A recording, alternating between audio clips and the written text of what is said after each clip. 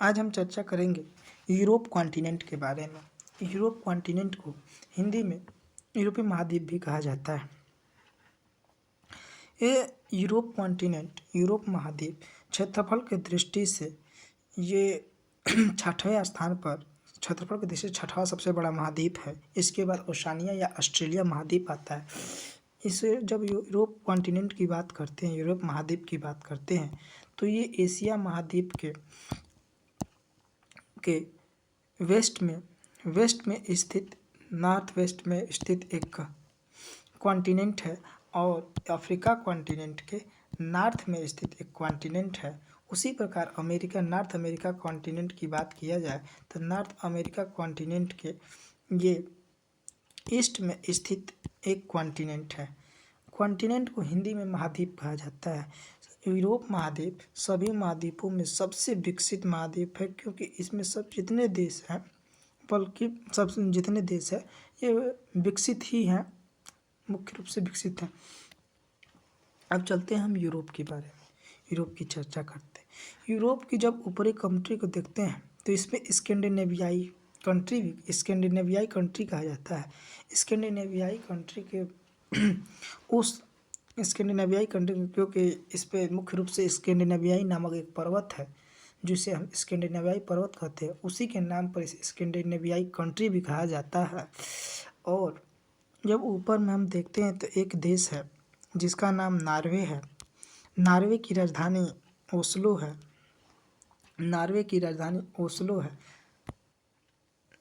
Norway जिसकी राजधानी Oslo है।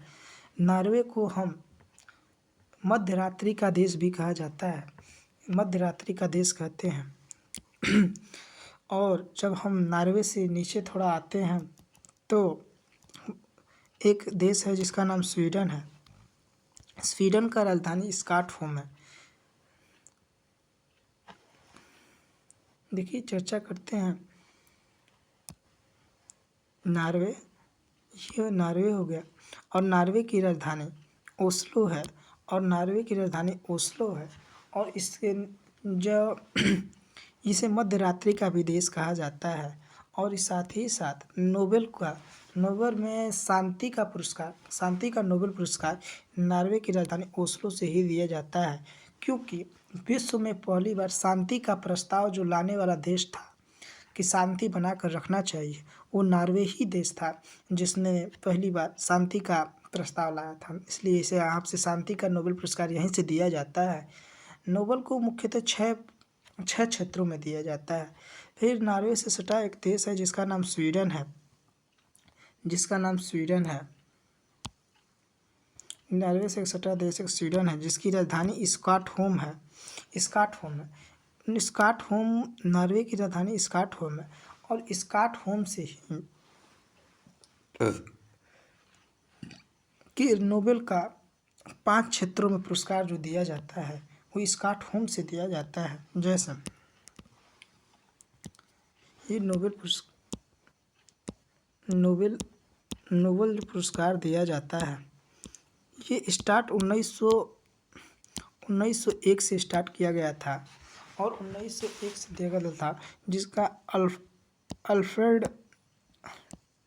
अल्फ्रेड नोबेल के नाम पर दिया जाता है। और नोबेल को मुख्यतः हम 6 क्षेत्रों में देते हैं, जिसमें से एक हो गया शांति का क्षेत्र हो गया। दूसरा हो गया केमिस्ट्री का क्षेत्र। तीसरा हो गया फिजिक्स का क्षेत्र, फिजिक्स से मैंने भौतिकी के क्षेत्र से भी दिया जाता है। चौथा हो गया आपका मेडिकल, या कह सकते हैं, या चिकित्सा के क्षेत्र से दिया जाता है, चिकित्सा के क्षेत्र से। पांचवा पुरस्कार जो देता है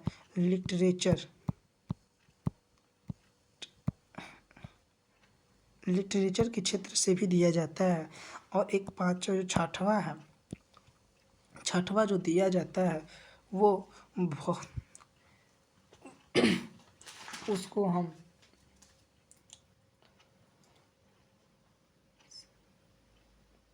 भौतिकी के, फिजिक्स के क्षेत्र से, केमिस्ट्री के क्षेत्र से, चिकित्सा के क्षेत्र से, साहित्य के क्षेत्र से, और एक लास्ट जो है इकोनॉमी के क्षेत्र से भी दिया जाता है, जैसे आर्थिकी के क्षेत्र से दिया जाता है।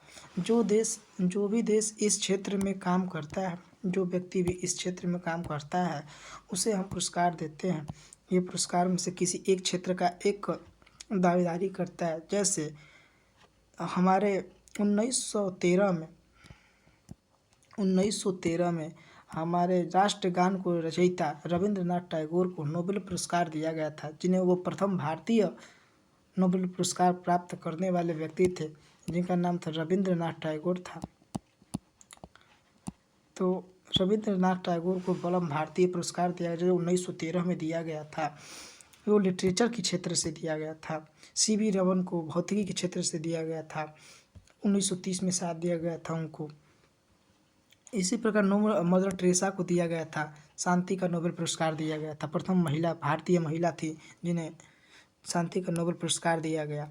उसी प्रकार जब हम बात करते हैं फिनलैंड, स्वीडन की बात के बाद आता है नंबर फिनलैंड का। और फिनलैंड है।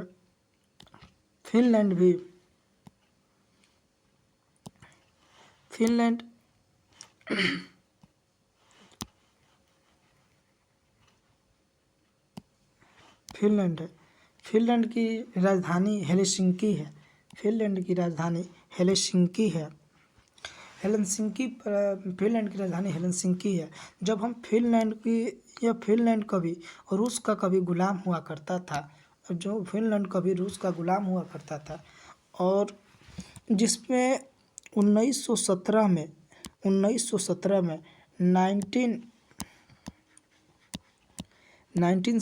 में रूस द्वारा फिनलैंड को आज़ाद किया गया और इसके बीच में एक रेखा खींचा गया, जिसे हम मैनर-हिन रेखा कहते हैं। मैनर-हिन लाइन कहते हैं ये। और जब हम फिनलैंड को देखते हैं तो फिनलैंड के निचले पार्ट में जब हम फिनलैंड को देखते हैं तो फिनलैंड के निचले पार्ट में बहुत सारे झील हैं, जिनकी वजह से इसे झीलों की संख्या बहुसंख्यक है, इसलिए हम इस झीलों का देश कहते हैं। तो फिनलैंड को हम झीलों का देश भी कहते हैं। फिनलैंड जब हम उसको भौतिकी रूप से एक बार करते हैं तो इसके स्कैंडिनेवियाई कंट्री कहते हैं। स्कैंडिनेवियाई कंट्री इसको एक ग्रुप में दिया गया है, जिसे हम स्कैंडिनेवियाई कंट्री कहते हैं। जैसे कि जब हम इसके अपर पार्ट इस वाले पार्ट में देखते हैं तो एक पर्वत में बहुत फिजिकल नक्शा में जब हम देखते हैं इसको, तो इसके ऊपर पार्ट में एक पर्वत है, जिस पर्वत का नाम स्कैंडिनेवियाई पर्वत है, इसीलिए इसके स्कैंडिनेवियाई ग्रुप का कंट्री भी कहा जाता है। तो स्कैंडिनेवियाई कंट्री में 4 देश आते हैं। पहला डेनमार्क, नॉर्वे, स्वीडन, फिनलैंड तथा डेनमार्क का भौगोलिक रूप से अधिकार डेनमार्क का भी डेनमार्क है। Denmark, Norway, Sweden, Finland. Denmark, Norway, Sweden, Finland. Norway, Sweden, Finland, Denmark. Norway, Sweden, Finland, Denmark. Norway की राजधानी ओस्लो, स्वीडन की राजधानी स्टॉकहोम तथा फिनलैंड की राजधानी हेलसिंकी तथा डेनमार्क की राजधानी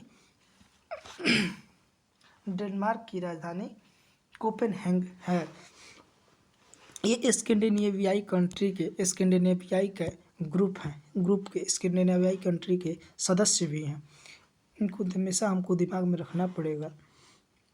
और जैसे डेनमार्क से स्कैंडिनेवियाई कंट्री के ग्रुपों की संख्या कितनी है, कितने देश आते हैं, तो डेनमार्क, नॉर्वे, स्वीडन, फिनलैंड हैं जो स्कैंडिनेवियाई के सदस्य हैं।